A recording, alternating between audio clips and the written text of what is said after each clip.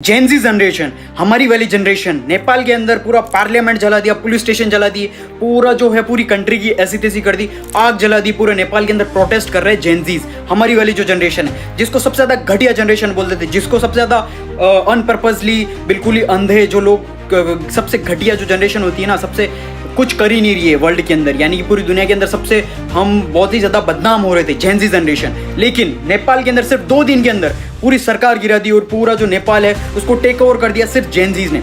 इसके पीछे का रीजन क्या? वहां पर बहुत सारे सोशल मीडिया बैन कर दिए, यानी कि Instagram, Facebook, x and all social media.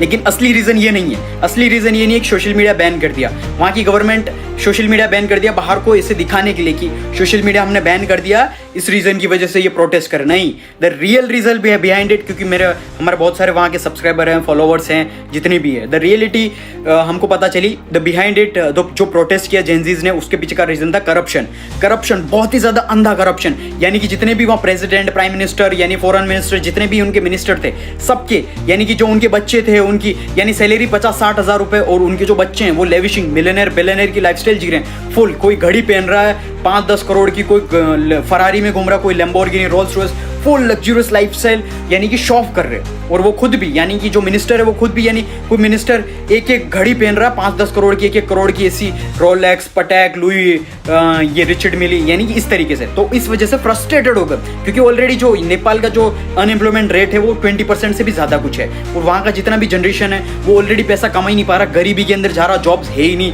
यानी कि वो प्रॉपर तरीके से सारा का सारा जो जितना भी पैसा है, सारी चीजें है ना, वो सिर्फ और सिर्फ जितने मिनिस्टर है वो सिर्फ उड़ा रहे फालतू, ना कि कंट्री के डेवलपमेंट में लगा रहे, कुछ भी नहीं कर रहे। That is the reason why corruption इतना ज्यादा पीक पे आ गया, जहाँ वहाँ की जनरेशन थी उनका दिमाग खराब हो गया कि साला इतना हमारे, मतलब ये इतनी मजे कर रहे हो और हमारी ऐसी तैसी। यानी कि उन्होंने सोशल मीडिया बैन कर दिया, क्योंकि वो सोशल मीडिया पर सारा वो क्या कहते हैं उसको मोटो चला रहे थे, यानी कि एक साइड उनकी नेपाल की जो सिचुएशन है वो, और एक साइड उनके बेटे और सारे उनके जो बच्चे हैं वो फुल लग्जरियस लाइफस्टाइल जी रहे हैं बाहर विदेशों में, और वो उनकी गरीबी। तो उस वजह से, ताकि वो दूसरी कंट्रीज को पता नहीं पड़े, इसलिए बैन कर दिया। और बैन होती, लेकिन टिकटॉक नहीं हुआ, टिकटॉक पर भी वही चालू कर दिया। उसके बाद जेनजीज ने आया, हमको रोड पर उतरना पड़ेगा, एंड जेनजीज ने पूरा प्रोटेस्ट करके पार्लियामेंट में आग लगा दी, और जो वहाँ का प्राइम मिनिस्टर, प्रेसिडेंट जो भी होता है वहाँ के, वो रिजाइन करके भाग गए हेलीकॉप्टर से। यानी इसको हम सोच भी नहीं सकते, पूरी जनरेशन इतनी ज़्यादा आई और सब कुछ खत्म कर दिया, यानी कि प्रॉपर तरीके से पूरा, यानी कि जो पॉलिटिशियन थे सबको हटा दिया।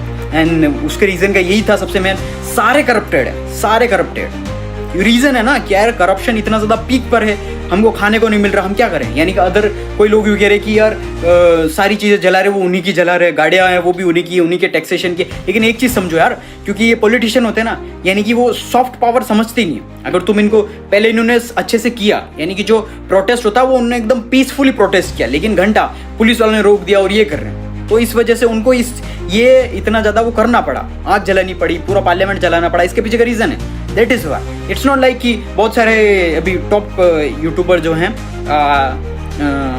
2 मेल और फीमेल बनाते हैं, तो उनने बोला कि इसके ये सोल्यूशन नहीं है कि आग जला दो, वो कर दो।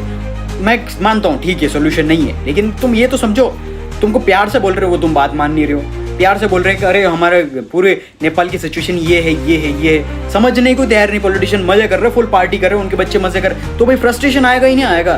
क्यों नहीं आएगा? अगर हमारी कंट्री में भी अगर होता है ऐसा, तो हमको क्यों नहीं आएगा फ्रस्ट्रेशन? क्यों नहीं आएगा भाई? हमारा खाने को, हमारे पास कुछ है ही नहीं, we have nothing to lose, तो हमको प्रोटेस्ट करने में कोई दिक्कत भी नहीं है, और हमें करना पड़ेगा। क्योंकि अगर हम, यानी कि हमारी अगर जान भी जाती है, लेकिन हमारे बच्चों, हमारे आने वाली की जो जनरेशन है वो तो कम से कम सही लाइफ जिएगी ना।